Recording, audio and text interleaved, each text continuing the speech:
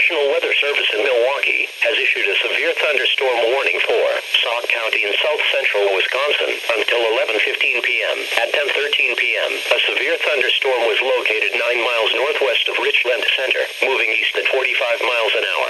Hazard, 60 miles an hour wind gusts and nickel-size hail.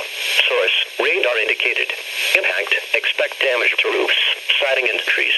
Locations impacted include Baraboo, Reedsburg, Prairie du Sac, Wisconsin, Dells, Lake Dalton, Spring Green, West Baraboo, Plain, North Freedom, Laval, Rock Springs, Loganville, Ironton, Lime Ridge, Hill Point, Leland, Devil's Lake St. Park and Rocky Arbor State Park. For your protection, move to an interior room on the lowest floor of a building.